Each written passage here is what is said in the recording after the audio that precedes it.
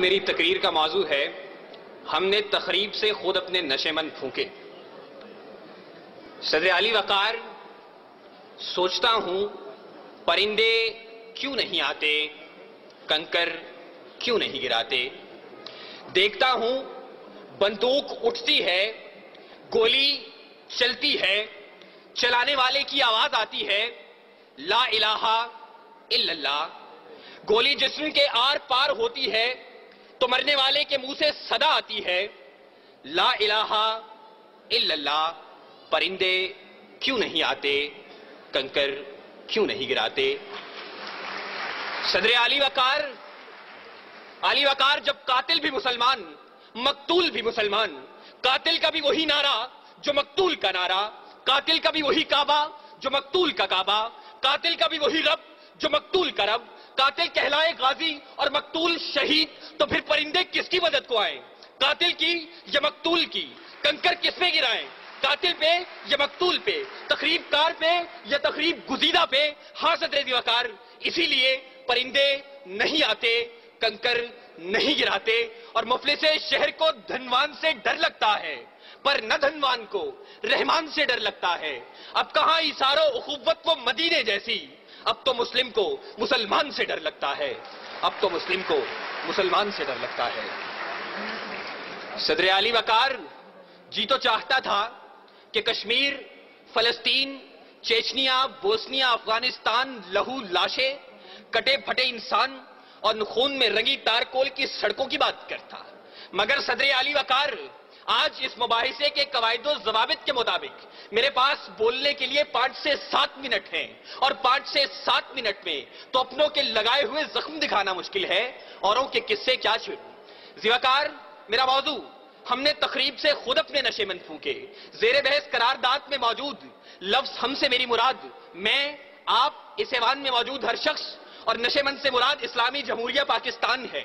اس نشے مند کو، اس ارض پاک کو دنیا کے نقشے پر لانے والا قائد اپنی زندگی کی آخری سانسیں گن رہا تھا۔ گاڑی دیر سے پہنچانے والے کون، گریبان میں جھانکے تخریب کار ہم خود ہیں۔ سکوت ڈھاکہ وطن دو لخت، ایک آشیانہ 2 حصوں میں بانٹنے والے کون، گریبان میں جھانکے تخریب کار ہم خود ہیں۔ وطن کو ٹکڑے ٹکڑے کرنے والے سندھو دیش، پختونستان، جاگ پنجابی جاگ اور عظیم بلوچستان کا نعرہ لگانے والے کون، گریبان میں جھانکے تخریب کار ہم خود ہیں۔ گھنٹیاں نہ بجاؤ، میں یہاں سے چلا جاؤں گا، مگر میری آواز اس شور صدا میں گونج تو لینے دو۔ صدر علی وقار اپنا نشے مند تو ایک طرف، خدا کے گھر لال مسجد کے در و دیوار کو مسلمانوں کے خون سے نہلانے والے کون، گریبان میں جھانکے تخریب کار ہم خود ہیں۔ قوم کے سپوت، قوم کے نوجوان ڈاکٹر عبدالقدیر خان کو پسے زندان ڈالنے والے کون، گریبان میں جھانکے تخریب کار ہم خود ہیں۔ اور علی وقار، ہمیں خبر ہے لٹیروں کے سب ٹھکانوں کی، شریک جرم نہ ہوتے تو مخبری کرتے، شریک جرم نہ ہوتے تو مخبری کرتے۔ صدر علی وقار، قاتل کوئی اور نہیں، قصوروار کوئی اور نہیں، تخریب کار کوئی اور نہیں۔ چلیے ذرا دیر کو تصور کیجئے کہ قاتل کوئی اور ہے، تخریب کار کوئی اور ہے، قصوروار کوئی اور ہے، تو پھر میرا جلتا نشے مند سوال کرتا ہے کہ خزانے خالی کون کر گیا، املاک کس نے نیلام کی، عہدے کس نے بیچے، درآمد و برآمدات کی آڑ میں ملک کون لوٹتا رہا، پرچم کا تقدس پائمال کس نے کیا، کراچی کی فٹ پاتھوں پر حکیم سعید شہید، مفتی علامہ حسن ترابی اور مفتی شام زئی کا خون کس نے بہایا، منصف اعلیٰ کو شہر شہر نگر نگر انصاف کا بھیکاری کس نے بنایا، آئین کی دھجیاں اڑانے والے کون ہیں۔ علی وقار، میرا جلتا نشے مند سوال کرتا ہے کہ تخریب کار میں بھی نہیں، تخریب کار آپ بھی نہیں، قصوروار میں بھی نہیں، قصوروار آپ بھی نہیں، تو میرا جلتا نشے مند سوال کرتا ہے میں کس کے ہاتھ پہ اپنا لہو تلاش کروں۔ تمام شہر نے پہنے ہوئے ہیں دستانے، تمام شہر نے پہنے ہوئے ہیں دستانے۔